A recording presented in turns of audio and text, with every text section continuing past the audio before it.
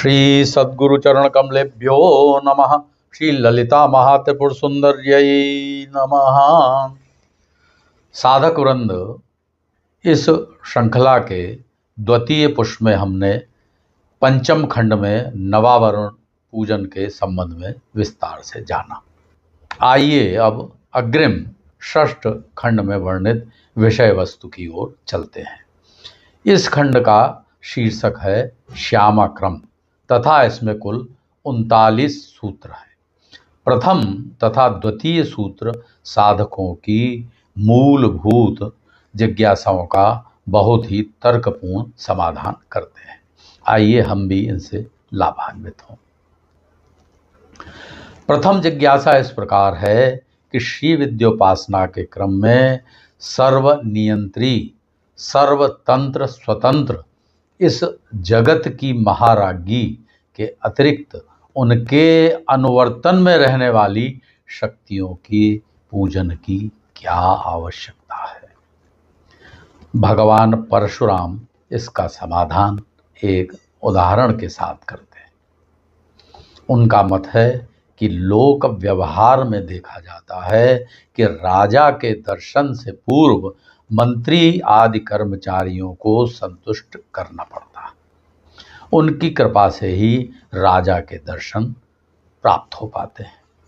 इसी प्रकार प्रथम श्री ललिता की प्रधान सचिव श्यामा की उपासना कर मुख्य उपास्या की उपासना किया जाना उचित एवं तर्क संगत प्रतीत होता है। आइए अब इनका परिचय प्राप्त करें। सर्वाधिष्ठान शिव ही सर्वाधार अथवा सिंहासन है। यहाँ प्रयुक्त सिंहासन शब्द में सिंह का प्रयोग धर्म रूप होने के कारण किया गया है। धर्म सबको धारण करता है तथा शिव धर्ममय है। ऐसे शिव की महाराज्ञी को ही श्री ललिता सहस्त्रनाम में सिंहासनेश्वरी कहा गया है। इन महाराज्ञी के सचिव पद पर श्री श्यामा शोभायमान है। द्वितीय सूत्र की व्याख्या के अंतर्गत एक विद्वान का मत है कि श्री विद्योपासकों को दो श्रेणियों में विभक्त किया जा सकता है। प्रथम असमर्थोपासक तथा द्वितीय समर्थोपासक। विधिवत सद्गुरु से दीक्षा प्राप्त कर ही श्री विद्योपासना में प्रवृत्त होना इन दोनों के लिए परम आवश्यक है। दीक्षा के उपरांत ही दोनों के लिए गणपति की उपासना अनिवार्य है। इसके अनंतर असमर्थ उपासक श्यामा, वाराही तथा परा उपासना क्रम से श्री ललितोपासना में रत होते हैं। यहीं समर्थ उपासक गणपति उपासना के तुरंत बाद श्री ललितोपासना में रत हो जाते हैं। इसी को उत्तम पक्ष माना जाता है। यहाँ हम यह स्पष्ट करना चाहते हैं कि आपके उपासकत्व का निर्धारण केवल दीक्षा गुरु ही कर सकते हैं। स्वयं से पुस्तक पढ़ करके बिना दीक्षा के कभी भी किसी क्रम को नहीं अपनाना चाहिए। आपके गुरु ही यह निश्चित कर सकते हैं कि साधक को किस क्रम से, किस किस देवता की, किस विधि से उपासना कर साधना मार्ग में आगे प्रवृत्त होना है।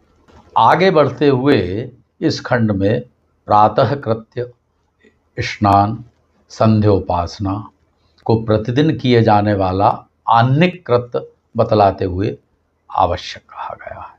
इसके आगे न्यास क्रिया पर विस्तृत प्रकाश डाला गया है। आगे पात्रा साधन तथा आवरण पूजा का क्रम लिखा गया है। 37वें सूत्र में इस सपर्या को नित्य करने के उपरांत जप का विधान बतलाया गया है। इस खंड का 39वां सूत्र बहुत महत्वपूर्ण है। सभी श्री विद्योपासकों को इसमें निहित निर्देशों का पालन करना चाहिए। इसमें श्री ललितोपासक के लिए अनिवार्य 10 आचारों को क्रमबद्ध किया गया है। श्री विद्योपासकों के उपकारार्थ हम इन्हें जिस प्रकार विद्वानों के द्वारा प्रस्तुत किया गया है उसी भाव से यहाँ पर यथारूप प्रस्तुत कर रहे हैं। पहला गन्ना ना चूसें। यहाँ यह भी वचन मिलता है कि गुड़ शर्करादीनाम अदोषः सूचितः। दूसरा, दिन में वाराही का स्मरण न करें। तीसरा, मपंचक सिद्ध द्रव्यों की निंदा न करें। चौथा, स्त्रियों के प्रति निष्ठुर न बने, नाक कान आदि का छेदन न करें। यहाँ हम यह कहना चाहते हैं कि षोडश संस्कारों के क्रम में 9वां संस्कार कर्णवेधन संस्कार है, जिसे पुरुषों के लिए भी किया जाता है। इससे स्मरण शक्ति में वृद्धि होती है। अतः अपनी कुल परंपरा अनुसार इस नियम का पालन करें। 5वां, वीरों की स्त्रियों को सहतल्प भागी न बनाएं। वीर वध न करें। वीर द्रव्यों का अपहरण न करें। 6, इंद्रिय तृप्ति के लिए मपंचक का उपयोग न करें। 7वां, कुलाचारहीन व्यक्ति के साथ कभी ना रहें। 8वां, बहुप्रलाप से बचें अर्थात बक बक न करें। 9वां, स्त्रियों से ससम्मान संभाषण करें। 10वां, कुल पुस्तकों तथा कुल शास्त्रों की रक्षा करें। आइए अब सप्तम खंड की ओर बढ़ते हैं। सप्तम खंड का शीर्षक है वाराही क्रम। इस खंड में 38 सूत्र हैं। इस खंड में बताया गया है कि राज राजेश्वरी श्री ललिताम्बिका की दंड नायिका माँ वाराही है। वे सर्वथा प्रणम्य और पूज्य हैं। दुष्टों को नियंत्रित करने और शिष्टों पर अनुग्रह करने के अधिकार से ये सुसंपन्न है। यह अत्यंत रहस्यमयी विद्या है। संगीत मात्र का माता मातंगी के पूजा विधान को पूर्ण करने के उपरांत अंग पूजा के रूप में वाराही उपासना की विधि अपनाई जाती है। इस खंड में अग्रिम सूत्रों में वाराही क्रम की विशिष्ट पद्धति विस्तार से वर्णित की गई है। अष्टम खंड का शीर्षक है पराक्रम। इस खंड में 28 सूत्रों के माध्यम से पराक्रम पूजन का वर्णन प्राप्त होता है। विश्व वात्सल्यमयी माँ की हृदय रूपा पराविद्या मानी जाती है। परा बीज का वर्णन करते हुए कहा गया है कि पराक्रम के जितने भी मंत्र हैं उन सबके पूर्व में परा बीज का प्रयोग आवश्यक है। इनका उपदेश सद्गुरुदेव से ग्रहण करना चाहिए। नवम खंड का शीर्षक है होम विधि। इसमें कुल 29 सूत्र प्राप्त होते हैं। द्वितीय सूत्र में सभी प्रकार के उपक्रमों में चतुरस्र कुंड का निर्माण बताया गया है। नैमित्तिक और काम्य प्रयोगों में अपवाद हो सकता है। इस खंड में होम की आवश्यकता तथा विस्तार से होम की विधि बतलाई गई है। अग्नि अरणि मंथन से उत्पन्न करनी चाहिए। अरणि न होने पर सूर्यकांत मणि से उत्पन्न करनी चाहिए। उसकी व्यवस्था भी न होने पर ब्राह्मण के ग्रह से अग्नि ला करके होम संपन्न करना चाहिए। अनंतर अग्नि संस्कार को आवश्यक बताते हुए इसकी विधि इस खंड में वर्णित की गई है। अंतिम दशम खंड का शीर्षक है सर्वसाधारण क्रम। इस खंड में 85 सूत्र प्राप्त होते हैं। इस खंड में जिन विषयों का समायोजन किया गया है वे समस्त उपासकों के लिए उपयोगी एवं पालनीय हैं। हम इसमें सम्मिलित विषयों को क्रम से प्रस्तुत कर रहे हैं।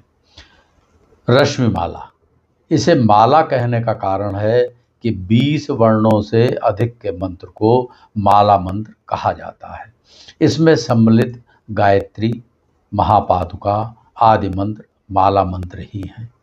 प्रकाश की किरणों को रश्मि कहा जाता है। रश्मियाँ प्रकाश की कारण होने से प्रकाश ही मानी जाती हैं। रश्मिमाला के समस्त मंत्र स्वयं प्रकाश और प्रकाशक होते हैं। निद्रा अर्थात सुप्तावस्था का परित्याग उपासक प्रबोधांतर्गत ब्राह्म मुहूर्त में स्वभावतः कर देता है। प्रबोध के इस महत्वपूर्ण क्षण में रश्मिमाला का मानसिक आवर्तन करने से नव आयाम उद्घाटित होता है। अंत में ब्रह्मरंध्र में गुरु के ध्यान से यह प्रातः कृत्य पूर्ण होता है। आइए रश्मिमाला के अंतर्गत आने वाले मंत्रों का परिचय प्राप्त करें। ये मंत्र रश्मि पंचक कहलाते हैं। इन मंत्रों का साक्षात्कार मंत्र दृष्टा ऋषियों ने किया है। इस खंड में विस्तार से सूत्र क्रमांक 50 तक इन मंत्रों का वर्णन प्राप्त होता है। मंत्रों को गुप्त रखने की परिपाटी है, अतः दीक्षा पर्यंत गुरुदेव से उपदेश लेकर इन मंत्रों का सविधि मानसिक जप का विधान बतलाया गया है। इनकी भावना निर्दिष्ट विभिन्न चक्रों पर की जाती है, जिससे इन चक्रों की रक्षा होती है। रक्षिका होने से इन रश्मि मंत्रों का अत्यधिक महत्व है।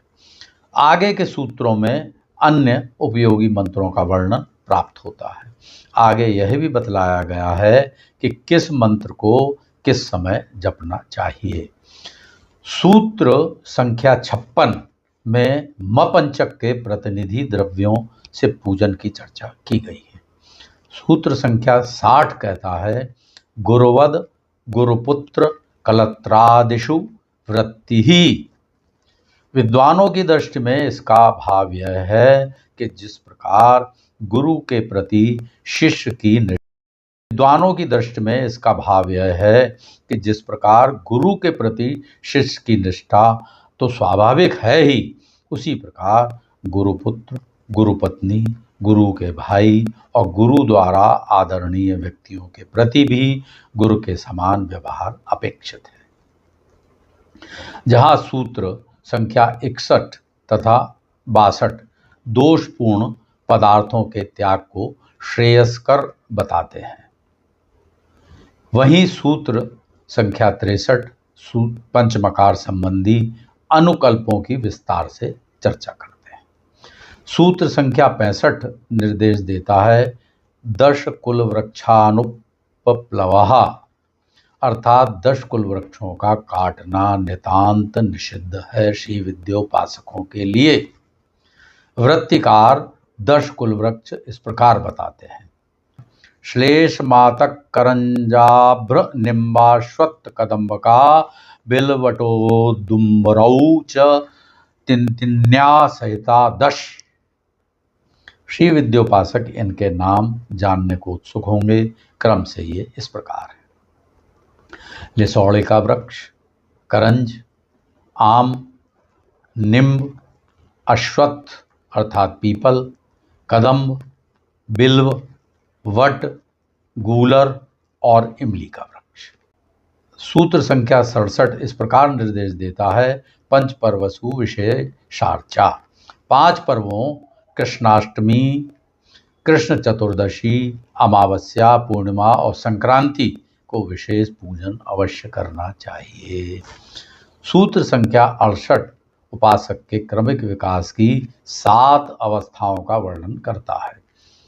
सूत्र संख्या 69 तथा 70 में उपासक धर्म तथा अष्ट पाशों का वर्णन प्राप्त होता है।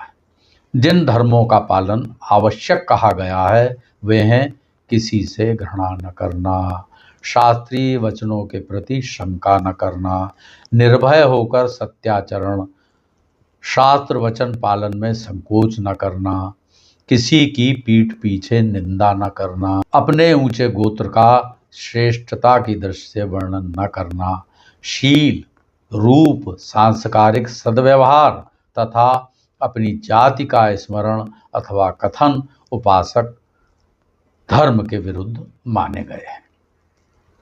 सूत्र संख्या 71 तथा 72 गुरु, प्रगुरु तथा श्रेष्ठ जनों को नमस्कार अथवा आदर प्रदर्शन के नियमों का कथन करता है।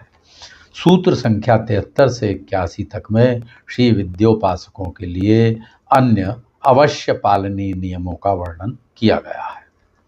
इनमें से प्रमुख हैं गुरु की आज्ञा का पालन, अभिमान का परित्याग करना चाहिए, किसी भी दशा में असत्य भाषण नहीं करना, पर स्त्री दूसरे के धन के प्रति उपासक में अनासक्ति अनिवार्यतः आवश्यक है।